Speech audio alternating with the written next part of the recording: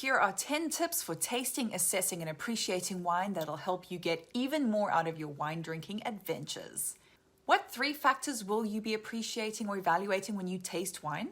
Appearance, nose, and palate. The appearance is further broken down into color and color intensity. The nose of a wine is the bouquet of aromas you can detect, and the palate refers to the feel of the wine in your mouth and its flavors. What 4 things can interfere with a good wine tasting besides that friend who never takes anything seriously? Bad lighting, which makes it hard to admire the color of the wine. Strong smells like perfume or lotion or even food, which interfere with your ability to perceive the wine's aromas. Limited table or countertop space, which you'll need for glassware, water, and note-taking, otherwise you may forget what you learned. And the lack of a spittoon or any discreet vestibule into which you can spit out the wine after you've tasted it. Take my word for it, wine tastings can very quickly dissolve into raucous situations because you're consuming wine so much faster than the way you usually enjoy it, which is over food. So unless it's your intention to get merry, you may want to make use of that spittoon. What 2 qualities are you looking for when evaluating a wine's appearance? Color and intensity. The color of a wine goes far beyond it just being red, white, or rosé. For instance, red wines can be ruby, purple, garnet, or tawny. White wines can be lemon, gold, or amber, and rosé wines range from pale peach or salmon to nearly red. Intensity, on the other hand, refers to the concentration of color in the wine, with some, like Bordeaux, being opaque at the center and a dark garnet at the edges, and others, like Beaujolais, being a translucent cherry red.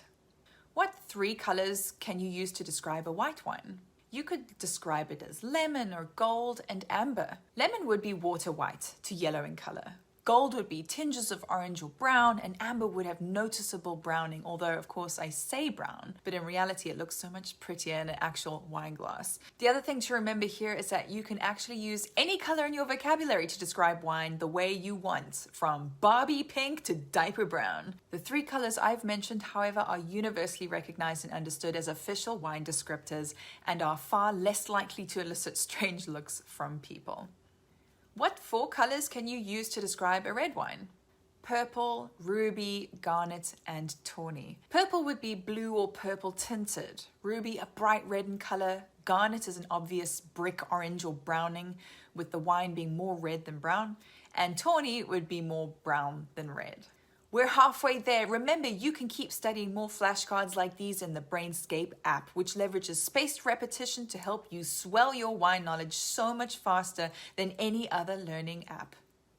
What does a wine nerd mean when they refer to the primary, secondary, and tertiary aromas of a wine? Well, the primary aromas are those that arise directly from the grapes themselves. For example, apple, citrus, and blossom on a delicious Riesling. Secondary aromas originate from the winemaking processes that occur from or after fermentation, like vanilla from oak contact or brioche from a wine being left to rest on the lees, dead yeast cells. Finally, tertiary aromas arrive from the aging process, such as the caramel, hazelnut, and dried fruit notes you get from oak fermentation and bottle aging. What 4 structural components contribute to a wine's body and balance? Sugar, alcohol, acidity, and tannin. Now, good wines exhibit a balance between all 4 of these components so that no particular one stands out, and yet all act in a kind of synergy to produce an experience that is greater than the sum of its parts. What structural component will better balance out a wine that is high in residual sugar? Acidity. When battling to grasp the concept of sugar balancing out acidity and vice versa, just think about lemonade. Without sugar, lemon juice is virtually unpalatable. But the more sugar you add, the more tolerable and the nicer the citrusy tartness becomes, until you reach a perfect balance between the 2. But if you add too much sugar, the experience swings the opposite direction, with the sugar dominating the fruity tartness in a way that only a young child would appreciate. So in a balanced wine, the sweetness operates in harmony with the acidity or freshness. What flavor component will better balance out a wine that is high in alcohol?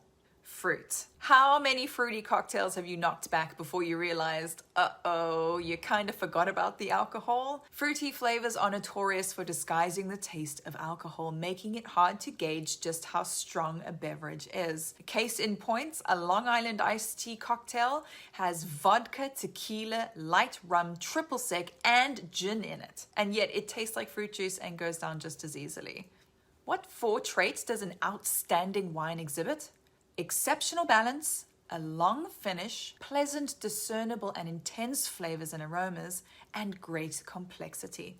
If a wine scores well in 3 of the above-mentioned categories, it can be described as a very good wine. If a wine shows well in only 2, it's good. But if a wine shows well in only 1, it's acceptable. And if a wine doesn't have any positive attributes, it's poor and probably best regifted to your least favorite in-law.